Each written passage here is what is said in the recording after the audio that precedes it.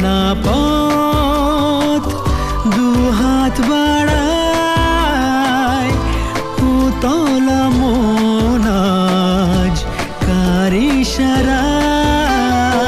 ভেবেছি যতবার তোমাকে, হারিয়েছি চেনা কথা রেখে, ভেসেছি আমি যে অন্তহীন তোমাতে।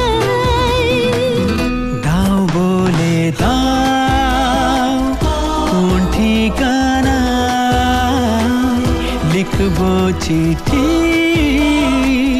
খুঁজবো তো